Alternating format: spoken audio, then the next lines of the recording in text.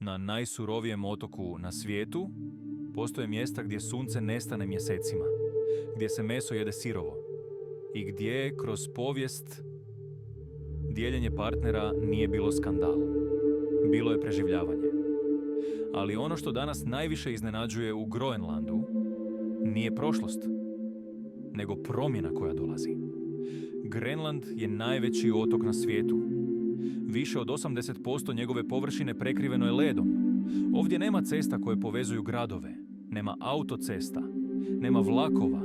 Naselja su razdvojena kilometrima leda i mora. Do mnogih se može doći samo brodom ili malim avionom. Zimi temperature padaju duboko ispod nule. Vjetar reže lice, mrak može trajati tjednima. Priroda ovdje ne oprašta pogreške i ne prilagođava se čovjeku. Ljudi su se morali prilagoditi njoj. Male obalne zajednice. Kuće obojene jarkim bojama kao da prkose bijelom beskraju. Psi zaprege. Tišina koja zvuči gotovo nestvarno. Izvana sve djeluje egzotično. Ali za one koji ovdje žive, to je normalan život. Stoljećima je opstanak ovisio o lovu. Tuljani. Ribe ispod leda. Ponekad kitovi. Hrana nije bila pitanje izbora, bila je pitanje opstanka. U ekstremnim uvjetima sirovo meso zadržava više hranjivih tvari. Vitamin C, ključan za zdravlje, često se nalazio upravo u svježem mesu. Za zajednice odsječene mjesecima od ostatka svijeta to nije bila neobičnost. To je bila strategija preživljavanja. Drva su rijetka. Gorivo ograničeno. Uvjeti nemilosrdni. Ono što drugima može izgledati primitivno, ovdje je značilo prilagodbu. Preživjeti dugu zimu, nahraniti obitelj, zaštititi zajednicu, jer na Grenlandu sam čovjek rijetko opstaje. Ako osjećaš ovu atmosferu, pretplati se i otkri s nama druge drevne rituale. Kada zajednica broji tek nekoliko desetaka ljudi, društvena pravila ne mogu biti ista kao u velikim gradovima. Na Grenlandu su odnosi među ljudima bili temelj opstanka. Povjerenje je bilo važnije od individualne slobode. Suradnja važnija od natjecanja. U malim naseljima svi su se poznavali. Svi su znali tko lovi, tko gradi, tko popravlja čamce, tko brine o djeci. U takvom sustavu sukobi su predstavljali prijetnju stabilnosti. Razdor je mogao značiti slabost, a slabost je u ekstremnim uvjetima opasna. Zato su se odnosi gradili na savezništvu, na međusobnoj podršci, na dijeljenju resursa. Hrana se dijelila, alati su se dijelili, odgovornost se dijelila. U nekim povijesnim razdobljima i partnerski odnosi bili su fleksibilniji nego što smo navikli zamišljati. To nije bila praksa svugdje, niti stalno pravilo. Ali u određenim okolnostima razmjena partnera ili privremeni dogovori među obiteljima imali su funkciju jačanja saveza, povezivanja obitelji, smanjenja napetosti, očuvanja zajednice. Važno je razumjeti kontekst. Kada je populacija mala, a izolacija potpuna, genetska raznolikost i stabilnost odnosa postaju važni faktori. Odluke koje danas promatramo kroz moralnu prizmu tada su imale praktičnu dimenziju. To nije bila senzacija, nije bila provokacija. Bila je prilagodba. Zajednica je bila iznad pojedinca. Opstanak iznad romantike. Stabilnost iznad individualnog izbora. Naravno, to ne znači da su osjećaji bili nevažni. Ljudi su voljeli. Ljubomora je postojala. Konflikti su postojali, ali struktura društva bila je drukčija. Ona je odražavala realnost izoliranog života. Bez sudova, bez policije, bez vanjskog autoriteta. Samo unutarnji dogovori, unutarnja pravila, unutarnja odgovornost. Danas, iz perspektive modernog društva, takve prakse mogu djelovati šokantno, ali one nisu definirale cijelu kulturu. Nisu bile univerzalne i nisu ostale nepromijenjene. Grenland se mijenja. Društvo se razvija. No razumjeti prošlost znači razumjeti uvjete u kojima je nastala. Hladnoća, izolacija, mala populacija. Potpuna ovisnost jednih o drugima. U takvom svijetu najveća prijetnja nije bila moralna osuda. Najveća prijetnja bila je samoća, jer na mjestu gdje zima traje 9 mjeseci, najveći luksuz nije toplina. Najveći luksuz je zajedništvo. Grenland danas više nije potpuno izoliran. Internet je stigao i do najudaljenijih naselja.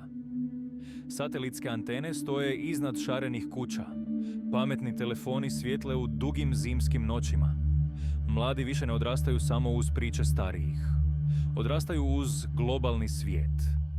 Video zapise, glazbu, društvene mreže. Sve što je nekada bilo nedostižno, danas je udaljeno jednim klikom. To mijenja način razmišljanja, mijenja očekivanja, mijenja snove. Nekada je najveći cilj bio postati dobar lovac. Danas mnogi mladi žele studirati u Danskoj, žele putovati, žele drugačiji život, ovdje počinje tihi sukob. Ne sukob s bijesom, ne sukob s vikom, nego generacijski jaz. Stariji govore o tradiciji, o izdržljivosti, o identitetu. Mlađi govore o mogućnostima, o izboru, o slobodi. Neki se vraćaju nakon školovanja, drugi ostaju u inozemstvu. Grad Nuuk raste, moderni kafići otvaraju vrata, turizam polako dolazi, ali s modernizacijom dolaze i izazovi. Ovisnosti, depresija, osjećaj izgubljenog identiteta. Jer kada se svijet ubrza, a tradicija ostane spora, nastaje napetost. Stariji se pitaju hoće li kultura opstati, hoće li se jezik sačuvati, hoće li običaji nestati. Mladi se pitaju moraju li birati između prošlosti i budućnosti, između zajednice i individualnosti. Grenland se nalazi između dva svijeta, između leda i interneta, između lova i ureda, između tišine i buke globalne kulture. To nije laka tranzicija. Promjene dolaze brzo, ponekad prebrzo, ali svaka generacija donosi svoje pitanje. Kako zadržati identitet, a istovremeno prihvatiti budućnost? To je pitanje koje danas oblikuje Grenland i možda je to najveća promjena od svih. Ako se želiš još dublje uroniti u ove skrivene svjetove, pridruži nam se i pretplati se, jer priča ovdje ne završava. Tek počinje. Grenland nije samo krajolik leda. To je identitet koji se stoljećima gradio u tišini. Inuitska kultura nosi duboko poštovanje prema prirodi, prema moru, prema životinjama, prema zajednici. Ali moderni svijet ne čeka. Ekonomija se mijenja. Političke rasprave o neovisnosti postaju glasnije. Globalno zatopljenje topi led brže nego ikada prije. To otvara nove trgovačke rute, nove resurse, nove interese velikih sila. Grenland više nije samo udaljeni otok, postaje geopolitički važan, a to donosi dodatni pritisak. Kako zadržati kontrolu nad vlastitom budućnošću? Kako izbjeći da vanjski interesi oblikuju unutarnji identitet? Stanovnici osjećaju promjene. Ribolov više nije jedini izvor prihoda. Rudarstvo se razvija, turizam raste. Ali s tim dolazi i pitanje ravnoteže, koliko razvoja je previše, koliko promjene je zdravo. Stariji i dalje prenose priče o zimama koje su trajale vječno, o lovovima koji su spašavali zajednicu, o pravilima koja su imala smisla u tom vremenu. Mladi slušaju, ali istovremeno gledaju prema budućnosti. Žele stabilnost, žele prilike, žele biti dio svijeta, a da pritom ne izgube sebe. To je najteži dio svake tranzicije. Ne radi se samo o ekonomiji, radi se o identitetu. Radi se o osjećaju pripadnosti. Grenland danas stoji na raskrižju. Može zadržati svoje korijene, može prihvatiti modernost. Ali balans između ta dva svijeta zahtijeva mudrost, jer previše brzine može slomiti tradiciju, a previše zatvorenosti može izolirati budućnost. Možda prava snaga Grenlanda nije u ledu, nije ni u resursima, nego u sposobnosti prilagodbe. Isti instinkt koji je omogućio preživljavanje stoljećima, danas može omogućiti stabilnu transformaciju. Pitanje nije hoće li se promijeniti. Promjena je već počela. Pitanje je samo hoće li ta promjena sačuvati dušu mjesta. Jer na kraju svaka kultura koja preživi nije ona koja odbija svijet, nego ona koja nauči živjeti s njim. Grenland se mijenja, ali njegova priča još uvijek traje. Grenland nikada nije bio mjesto lakih odluka. Svaka generacija morala je pronaći vlastiti način opstanka. Nekada je to značilo naučiti čitati led, prepoznati zvuk pucanja pod nogama, znati kada more postaje neprijatelj. Danas izazovi izgledaju drukčije. Led se topi. Sezone se mijenjaju. Ribolovne rute postaju nestabilne. Priroda više nije ista kao prije 50 godina. A promjene dolaze brže nego što su stariji mogli zamisliti. Topljenje leda otvara nove prolaze kroz Arktik. Velike sile gledaju prema sjeveru s interesom. Prirodni resursi postaju strateški važni. Grenland više nije samo izolirani otok. Postaje dio globalne igre. To donosi prilike, ali i rizike.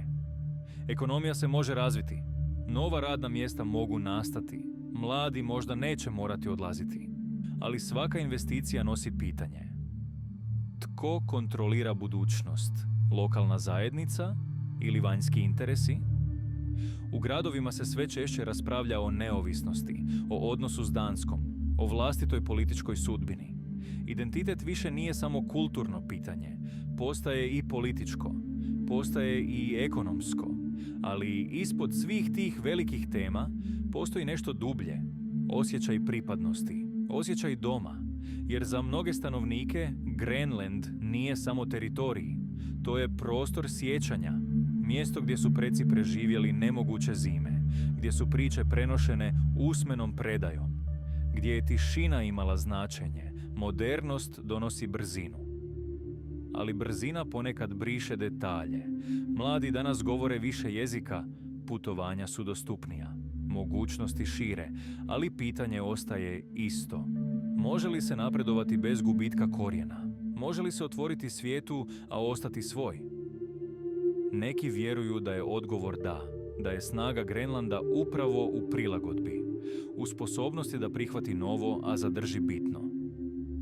Drugi strahuju da će tradicije postati samo simbol za turiste.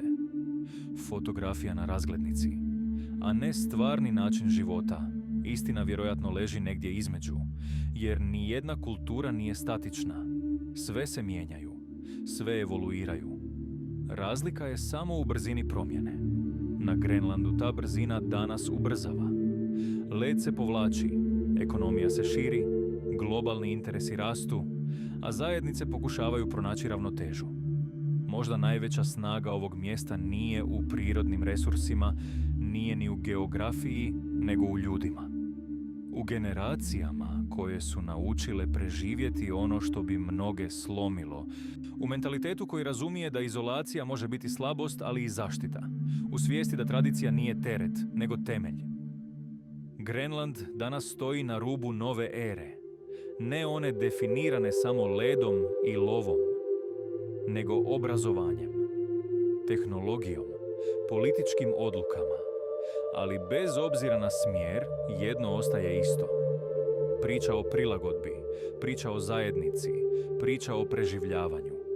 Možda će za nekoliko desetljeća Grenland izgledati drugačije, možda će gradovi biti veći, možda će industrija biti snažnija, možda će klima biti blaža, ali pitanje identiteta ostat će. Tko smo mi kada se svijet promijeni? I što zadržavamo kada sve ostalo nestane?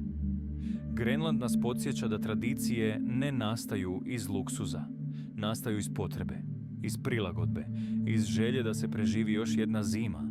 Danas zime možda nisu iste kao nekada, ali izazovi su i dalje stvarni. I dok svijet promatra sjever s ekonomskim interesom, stanovnici promatraju svoju budućnost s oprezom. Jer znaju da promjena može donijeti napredak, ali i gubitak. Na kraju, možda najvažnije pitanje nije hoće li se Grenland promijeniti. Promjena je neizbježna. Pitanje je hoće li u toj promjeni sačuvati svoju dušu. Jer kultura nije samo ono što radimo. Kultura je način na koji razumijemo svijet. A na mjestu gdje je priroda stoljećima određivala granice, ljudi su naučili jednu ključnu lekciju. Preživjeti znači prilagoditi se. Ali ostati svoj znači znati tko si. Svijet je pun zaboravljenih tajni. Ako ih želiš čuti, pretplati se.